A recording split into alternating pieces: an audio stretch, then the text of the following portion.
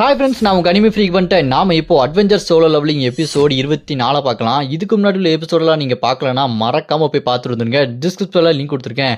சரி வாங்க நம்ம இந்த எபிசோடுக்குள்ளே போகலாம். போன எபிசோடில் அந்த வெள்ள மட்டையன் டீமன் மாதிரி உருவ மாதிரி நம்ம ஹீரோவை போட்டு புரட்டி எடுத்துருப்பான். நம்ம ஹீரோ இந்த அளவுக்கு கஷ்டப்பட்டிருக்கே மாட்டான். நம்ம ஹீரோ ஒரு கையை வெட்டியே விட்டுருப்பாங்க. அந்த அளவுக்கு இந்த வெள்ள மட்டையன் டீமன் நம்ம ஹீரோக்கு பயங்கரமான டஃப் கொடுத்துருப்பான். நம்ம ஹீரோ அதுக்கு மேலே ஒரு சம்பவம் பண்ணியிருப்பாரு. அதான் அந்த குளோட்டின் பவர் மூலமாக உடம்பு ஃபுல்லாக பல்ல உருவாக்கி அவனை அப்படியே முழுங்க பார்ப்பாரு. அதோட அந்த எபிசோட் முடிஞ்சிருக்கும். இந்த எபிசோட் ஸ்டார்டிங்ல என்ன நடக்குதுன்னு பார்க்கலாம். இந்த எபிசோட் ஸ்டார்டிங்ல நம்ம ஹீரோ குளோட்டின் பவர் மூலமா அந்த வெள்ள மண்டையை முழுங்குறாரு. பாத்தீங்களா என்ன ஆகுதுன்னு பார்த்தா கட் பண்ணா அந்த டீமன் ரியாலம் எல்லையற்ற பவருக்கு பாத்தீங்களா அந்த இடத்துக்கு வந்து நிக்கிறான். வெள்ள மண்டை இப்ப சாதாரண மனுஷன் மாதிரி இருக்கா. அங்க தண்ணி மாதிரி ரத்த ஆறு மாதிரி இருக்கு. அதுக்குள்ள என்னை காப்பாத்துங்க, நான் இப்படி சாக விரும்பல, என்னோட முடிவு இப்படி இருக்கக்கூடாது அப்படின்னு சொல்லிட்டு அந்த டீமன் ரியாலம் அது எல்லையற்ற டீமன் பவர் இருக்க இடம் அந்த இடத்துல அப்படியே தத்தளிச்சுட்டு இருப்பான். என்னை காப்பாத்துங்கன்னு சொல்லும்போது அங்க ஒரு குரல் கேட்கும்.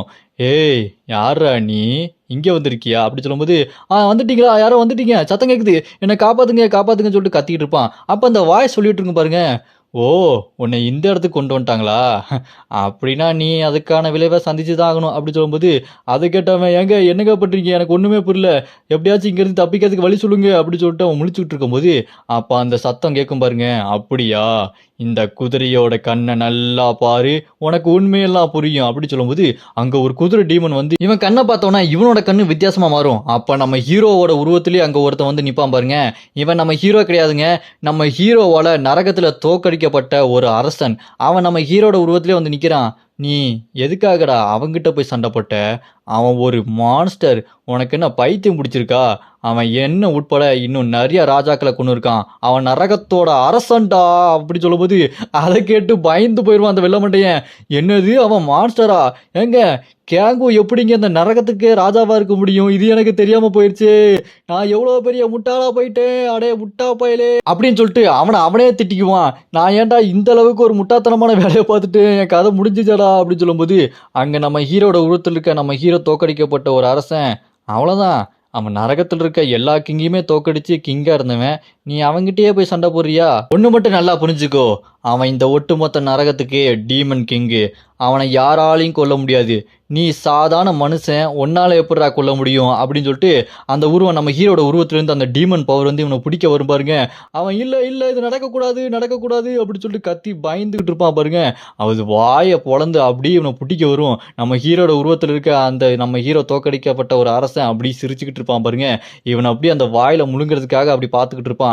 அப்படியே கட் பண்ணா இந்த பக்கம் நம்ம ஹீரோ தண்ணிக்குள்ள முழுகிட்டு இருப்பான். அப்ப நம்ம ஹீரோ சொல்லிட்டு இருப்பான், என்ன இது எந்த இடம், எனக்கு என்ன எதுவுமே ஞாபகத்துக்கு இல்ல, என்ன நடக்குது இங்க, என் பேர் கூட எனக்கு ஞாபகத்து இல்லையே அப்படி சொல்லிட்டு இருக்கும்போது நம்ம ஹீரோ தண்ணிக்குள்ள போயிட்டு இருப்பான். இந்த பக்கம் பார்த்தா அந்த டீமன் பவர் அப்படியே அவனை பிடிச்சி இழுத்து போயிட்டு இருக்கும் அந்த வெள்ள மட்டையனை. அவன் அப்படியே செத்துக்கிட்டு இருப்பான். இங்க நம்ம ஹீரோவும் அதுக்குள்ள போய்கிட்டே இருக்கும்போது இங்க என்ன நடக்குது, நான் மேல போய் ஆகணும்னு சொல்லிட்டு நம்ம ஹீரோ அப்படியே நீந்தி மேல போயிட்டு இருக்கும்போது அங்க ஒரு கதவு இருக்கும். நம்ம ஹீரோ அந்த கதை திறந்தானே வந்திருப்பான். அந்த கதை திறந்து போகணும் அப்படின்னு சொல்லிட்டு போயிட்டு இருக்கும்போது நம்ம ஹீரோவையும் அந்த உருவம் இருக்கு பாத்தீங்களா அந்த டீமன் பவர், அது வாயை பிடிச்சா அப்படி நம்ம ஹீரோவையும் இழுத்துட்டு இருக்கும். என்ன நடக்குது இங்க, எனக்கு ஒண்ணுமே புரியலையே அப்படின்னு சொல்லிட்டு நம்ம ஹீரோக்கு எதுவுமே புரியாது. என்ன நடக்குது இங்க, எனக்கு எதுவுமே ஞாபகத்தில் இல்லையே அப்படின்னு சொல்லிட்டு நம்ம ஹீரோ அந்த தண்ணிக்குள்ள போய்கிட்டே இருக்கும்போது நம்ம ஹீரோக்கு ஒரு சத்தம் மட்டும் கேட்கும். கேங்கு எந்திரிச்சிடுங்க, கேங்குன்னு சத்தம் மட்டும் கேட்கும். ஆமல்ல, அடங்கொய்யால என்னடா இங்க நடக்குது அப்படின்னு சொல்லிட்டு நம்ம ஹீரோ பல்ல கடிச்சிட்டு நீந்திட்டு மேல போவார் பாருங்க. கஷ்டப்பட்டு அப்படியே அந்த ரெத்தார நீந்தி கதவை திறந்துட்டு வெளியே வருவாரு. கட் பண்ணா வெளிச்சம் பிரகாசமா அடிக்கும். இங்க நம்ம எக்கிண்டா டிராகன், கேங்கு உங்களுக்கு ஒன்றும் இல்லையே அப்படின்னு சொல்லிட்டு நம்ம ஹீரோவை அப்படி பிடிச்சி அழுதுகிட்டே இருப்பா. நம்ம ஹீரோ ஒரு வழியா கண்ணை முழிச்சிருவான். இப்போ நம்ம ஹீரோ வெட்டின கை ஹீல் ஆயிரும். நம்ம ஹீரோ கையில கட்டு போட்டு அப்படி நம்ம ஹீரோ உட்காந்துக்கிட்டு அங்க எல்லாரையுமே பார்த்து, என்ன நான் செம்மையா பண்ணனா, நான் ஒரு ஹீரோ இல்லையா, இந்த மாதிரி வித்தியாசமான ரிஸ்க் எடுத்தாதான் சும்மா கெத்து காட்ட முடியும் அப்படி நம்ம ஹீரோ சொன்னேன். அதை கேட்டு எக்கிண்டா டிராகன், என்னங்க பேசிட்டு இருக்கீங்க, நான் உங்களோட சம்மன், நீங்க கொஞ்ச நேரத்துல காணாமே போயிட்டீங்க, நீங்க இறந்து போயிட்டீங்கன்னு நினைச்சேன், என்னை விட்டுட்டு போகாதீங்க அப்படி சொல்லிட்டு அழுதவனே. அதை கேட்டு நம்ம ஹீரோ வச்சோ அழாதமா அவனுக்கு குச்சி முட்டாயும் குருவி ரொட்டி வாங்கி தரேன் சரியா, இதுக்கப்புறம் நான் அவனை விட்டு போகவே மாட்டேன் அப்படின்னு சொல்லும்போது நம்ம ஹீரோ மனசுல யோசிச்சுட்டு இருப்பான். நான் இதுக்காக தான் இந்த பவரை யூஸ் பண்ணக்கூடாதுன்னு நினைச்சேன். அங்க இருக்க டீமனோட பவர் என்னோட ஞாபகத்தை அழிச்சு என்னையே உள்ள இழுத்துட்டு போயிருக்கு. போயிடும். அந்த அளவுக்கு அதோட சக்தி அதிகமா இருக்கும். அடுத்த தடவை இதெல்லாம் யூஸ் பண்ணக்கூடாது அப்படின்னு யோசிச்சுட்டு இருக்கும்போது நம்ம ஹீரோயினியும் எக்கிண்டாவும் நம்ம ஹீரோவை கட்டி பிடிச்சி அழுதுகிட்டு இருப்பாங்க. என் மேல இவங்களுக்கு எவ்வளோ பாசம் அப்படின்னு சொல்லிட்டு நம்ம ஹீரோ எந்திரிச்சு நிற்கும் போது நம்ம ஹீரோ சிஸ்டம் பாப்பாகி நீங்க டீமனோட பவரை அதிகமாக எடுத்துட்டீங்க, அதனால நீங்க அடுத்து டீமன் கார்டு ஆகிறதுக்கு உங்களுக்கு டாஸ்க் வந்துட்டு இருக்கோம் அப்படின்னு சிஸ்டம் பாப்பா போயிட்டு இருக்கோம். நம்ம ஹீரோ இதெல்லாம் பார்த்துட்டு பரவாயில்லையே டீமன் எனர்ஜி எனக்கு அதிகமாக வந்திருக்குன்னு சொல்லிட்டு எந்திரிச்சு நிற்கும் போது நம்ம ஹீரோட கையை ஹீரோயினி ஹீல் பண்ணிட்டு இருப்பாங்க. அதை பார்த்து நம்ம ஹீரோ ஓ பரவாயில்ல நல்லாவே ஹீல் பண்றீங்களா சொல்லும்போது அதுக்கு நம்ம ஹீரோயினி நான் இப்போ 5th அவேக்கனிங் பண்ணிட்டேன் தெரியுமா அப்படின்னு சொல்லும்போது ஓ சூப்பர்னு சொல்லிட்டு நம்ம ஹீரோ பாராட்டிட்டு இருப்பான். அப்புறமா நம்ம ஹீரோ நிற்க முடியாமல் நிற்கிறத பார்த்துட்டு நம்ம ஹீரோயினி சிவலா நீங்க நடக்கிறதுக்கு ரொம்ப கஷ்டப்படுறீங்கன்னு நினைக்கிறேன், நான் உங்களை தூக்கிட்டு வீட்டுக்கு போறேன் அப்படின்னு சொல்லிட்டு நம்ம ஹீரோவை தூக்குவாங்க பாருங்க.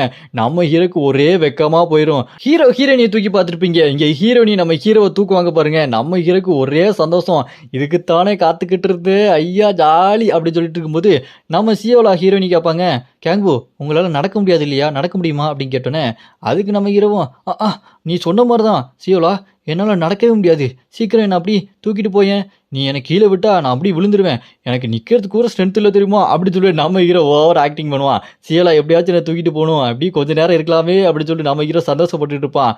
அப்போ தாங்க சிவ பூஜையில் கரடி பூந்து பார்த்துருப்பீங்க, ஒரு காட்டெருமை பூரும் பாருங்க உள்ள. இங்க பாருங்க கேங்கு பிரதர், நான் இருக்கேன் உங்களுக்கு, நான் உங்களை வீட்டுக்கு கூட்டு போறேன் அப்படின்னு சொல்லிட்டு டைஸும் நம்ம ஹீரோவை தூக்கிடுவான். நம்ம ஹீரோக்கு செம்ம கடுப்பாயிரும். டே ஏன்டா அப்படி பண்ற, சிவ பூஜையில கரடி பூந்த மாதிரி கரடி தலையா, இதெல்லாம் நடக்குமா நினைச்சேனே, நடந்துருச்சு நினைக்கும் போது குறுக்க வந்து தடுத்துடா அப்படின்னு சொல்லி நம்ம ஹீரோ செம்ம கடுப்பாயிருவாரு. அப்புறமா அந்த டைஸு கவலைப்படாதீங்க நான் உங்களை கொண்டு போறேன் அப்படின்னு சொல்லும்போது நம்ம ஹீரோ டேய் உன் வீடு அந்த பக்கம்டா, என் வீடு இந்த பக்கம், விடுடா என்னைய, அவன் என்னை தூக்கிட்டு போவா விடுடா அப்படின்னு சொல்லும்போது அதுக்கு டைஸு அதனால என்ன, நான் உங்களை விட்டுட்டு வீட்டுக்கு போறேன் அப்படின்னு சொல்லிட்டு விடவே மாட்டாங்கிறான். நம்ம ஹீரோ டே உன்னை ஒரு நாள் வச்சுக்கிறட்டா அப்படின்னு சொல்லிட்டு செம்ம கடுப்பாயிருவான். அப்புறமா இந்த டிமென்ஷனல் கிராக் நடந்ததுல நிறைய மாறுதல் நடந்துடுச்சு. டீமனோட சக்தி பூமிக்கு அதிகமாக வந்துருச்சு. அந்த டீமன் கல்ட்டு முகமுடியை மாற்ற போறாங்களா இல்லை முகமுடியை எடுத்துட்டு அவங்க உண்மையான முகத்தை காட்ட போறாங்களா இல்லை வேற எதுவும் புது திட்டம் போட போறாங்களா அப்படின்றது போக போதான் தெரியும். அப்படியே கட் பண்ண நம்ம ஹீரோ 3 நாள் கழிச்சு எந்திக்கிறாங்க. அந்த சம்பவம் நடந்து எந்திரிச்சதுக்கு அப்புறம் அப்பா 3 நாள் தூங்கியாச்சு, கையெல்லாம் நல்லா ஹீல் ஆயிடுச்சு சொல்லும்போது நம்ம எக்கினா டிராகன் கேங்கு கண்ணை முழிச்சிட்டாரு அப்படின்னு சொல்லும்போது நம்ம சாகேவா அங்கே தான் இருக்காங்க, ஹீரோயினியும் அங்கே தான் இருக்காங்க. நம்ம ஹீரோ சாகேவை பார்த்துட்டு ஆமா இவ எதுக்கு இங்கே இருக்கா அப்படின்னு சொல்லிட்டு கேட்டோன்னே அதுக்கு இங்கே நம்ம எக்கினா டிராகனே அவங்களா உங்களை டெய்லி வந்து பார்த்துக்கிட்டு உங்களை பற்றி கவலைப்பட்டுட்டே இருந்தாங்க அப்படின்னு சொன்னோன்னே அதை கேட்டுட்டு இங்கே நம்ம சாகே அப்பெல்லாம் ஒன்றும் இல்லையே, என் காசு எல்லாம் வேஸ்ட்டாக போகுது, நீ 3 நாள் சும்மா வீட்டில் இருக்கல அப்படின்னு சொல்லிட்டு அப்படியே சமாளிச்சுக்கிட்டு இருப்பாங்க. இந்த பக்கம் நம்ம ஹீரோயினி சிவலா நீங்கள் வேணா தூங்குங்களேன் உங்களுக்கு இந்த ரெஸ்ட் போதுமா அப்படின்னு சொல்லிட்டு கேட்டோன்னே அதை கேட்டு நம்ம ஹீரோ போதும் 3 நாள் தூங்கிட்டேன் அப்படின்னு சொல்லும்போது இந்த பக்கம் நம்ம சாகே கிட்ட ஆமாம் அந்த வெள்ளமண்டம் என்னாச்சு அவங்களோட கில்டு என்னாச்சு அப்படின்னு சொல்லிட்டு கேட்டோன்னே அதுக்கு நம்ம சாகே அந்த கில்டெல்லாம் களைச்சி விட்டாச்சு, அவ்வளோதான் அதோட சோழிலாம் முடிஞ்சிருச்சு, அந்த டீமன் கட்டை எங்கன்னு தேடிட்டு இருக்கோம், அதில் நிறைய பேர் மான்ஸ்டா மாதிரி வெடிச்சு சதறிட்டானுங்க, சில பேர் உலகம் ஃபுல்லாக தப்பிச்சு போயிட்டானுங்க, அவங்கள தேடி கண்டுபிடிக்கணும் அப்படின்னு சொல்லிட்டு இருக்கும்போது ஓ அப்படியா அப்படின்னு சொல்லிட்டு நம்ம ஹீரோ மொபைலை பார்த்துட்டு இருப்பான். மொபைலில் பார்த்தா இங்கே நம்ம கிம் இருக்கான் பார்த்தீங்களா, மக்கள் எல்லாம் காப்பாற்றினால, இப்போ நம்ம கிம்மை தான் ஒரே இன்டர்நெட்டில் பாராட்டிட்டு இருக்காங்க, புதுசாக ஒரு ஹீரோ வந்துட்டாரு, இவர் தான் இங்கே கொரியாக்க ஹீரோ, மக்கள் எல்லாத்தையுமே காப்பாற்றிட்டாரு அப்படின்னு சொல்லிட்டு சும்மா கிம்மை புகழ்ந்து தள்ளிட்டு இருக்கானுங்க. இது எல்லாத்தையுமே நம்ம ஹீரோ பார்த்துட்டு போனா அப்போ நம்ம சாகே ஹீரோ கிட்ட என்னடா நீ அங்கே பயங்கரமாக சண்டை போட்டு அவனை கொன்னேன், ஆனால் இங்கே கிம்மை தான் எல்லாருமே பாராட்டிருக்காங்கன்னு பார்த்துட்டு இருக்கியா அப்படின்னு சொல்லும்போது அதை கேட்டு நம்ம ஹீரோ அதெல்லாம் ஒன்றும் இல்லையே அப்படின்னு சொல்லிட்டு சமாளிச்சுட்டு இருப்பான். அப்போ நம்ம சாகே சொல்லுவாங்க இல்லை உனக்கு பொறாம, நீ இவ்வளோ கஷ்டப்பட்டாலுமே அவனை தான் எல்லாருமே ஹீரோவை பார்க்குறாங்க, அப்படி தானே நீ பொறாமப்பட்டு இருக்க அப்படின்னு சொல்லிட்டு கிண்டல் பண்ணிட்டு இருப்பாங்களா. அதை கேட்டு நம்ம ஹீரோ நீ இது இப்படி நிப்பாட்டியா போதும் இதை பற்றி பேச வேண்டாம்னு சொல்லும்போது அப்புறம் நம்ம சாகே சரி அதெல்லாம் விட ஒரு முக்கியமான விஷயத்த சொல்லணும், இங்கே கொரியாவுக்கு நேஷனல் லெவலில் ஹண்டர்ஸ் வர போகிறாங்க, அதுவும் சைனீஸ் கில்டு சேர்ந்த heavenly earth gate Chinese guild, அதுலேருந்து நேஷனல் லெவல் ஹண்டர் வந்து இங்கே இருக்க கிம்மை நல்லா விசாரிக்க போகிறாங்களாம், அவங்ககிட்ட ஏதோ ஒரு வித்தியாசமான பவர் இருக்கான், அவனுக்கு ஹெல்ப் பண்ண போகிறாங்களாம் அப்படின்னு சொல்லும்போது அதை கேட்டு நம்ம ஹீரோ ஓ அப்படியா அவங்க எதுக்கு இங்கே வராங்க அப்படின்னு இதுக்கு முன்னாடி நடந்ததெல்லாம் யோசிச்சு பார்த்துட்டு இருப்பான்.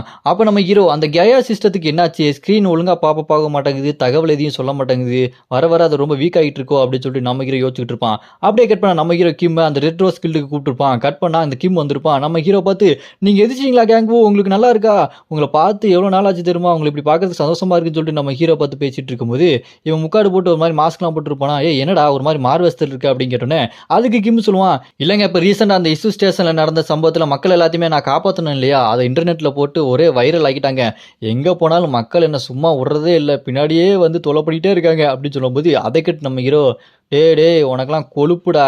நான் அவ்வளோ கஷ்டப்பட்டு அவனை தோக்கடிச்சு என்னை எவனுமே கண்டுக்கல.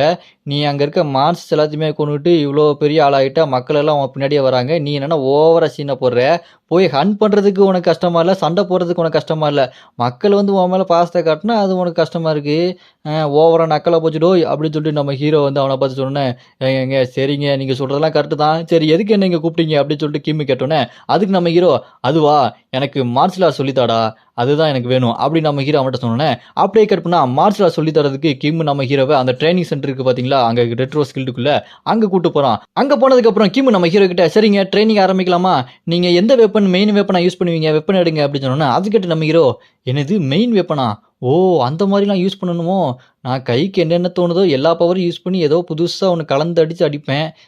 ஒருவேளை இந்த வெப்பன் தான் நான் அடிக்கடி யூஸ் பண்ணுவேன், டக்கு டக்குன்னு கையில் வருது பற்றியா ஷார்ப்பா எக்ஸ்மேன் மாதிரி இதுதான் யூஸ் பண்ணுவேன் அப்படின்னு சொன்னோன்னா, ஓ அப்படியா அப்படின்னா அது வேண்டாங்க, நம்ம மார்ஷல் ஆர்ட்ஸ் கற்றுக்கணும்னா ஸ்வாடை வச்சு கற்றுக்கிட்டா கொஞ்சம் கரெக்டாக இருக்கும்னு சொல்லிட்டு கிம் நம்ம ஹீரோ கிட்ட ஸ்வாடை கொடுப்பான்.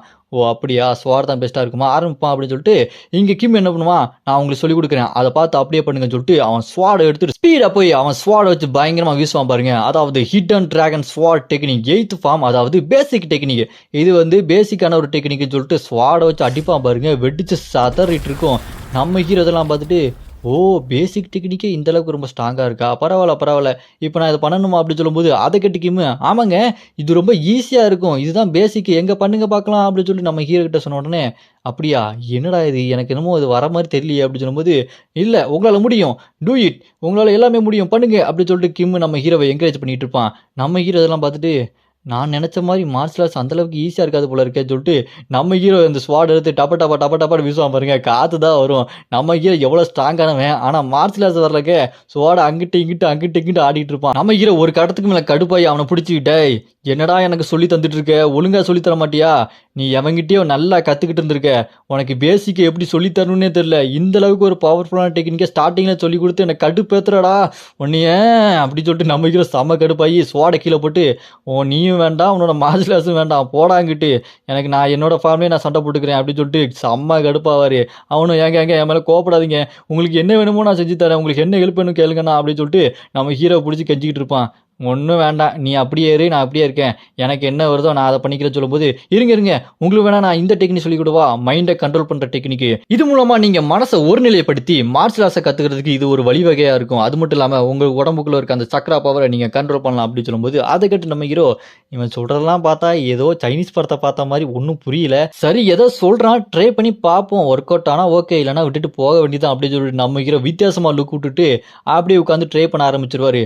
அப்போ நம்ம ஹீரோட டீமன் பவர் ஒரே நேர்கட்டில் ஒன்றா வந்து நம்ம ஹீரோ அதை கண்ட்ரோல் பண்ணிட்டு இருப்பான். அது அப்படியே கண்ட்ரோல் ஆகிட்டே இருக்கும். சிஸ்டர் இருந்து பாப்பாக்கி டீமன் பவரை நீங்கள் கண்ட்ரோல் பண்ணுறீங்க, அது உருமாறுது அப்படியே உருமாறி ஸ்டோனாக மாறிடும்.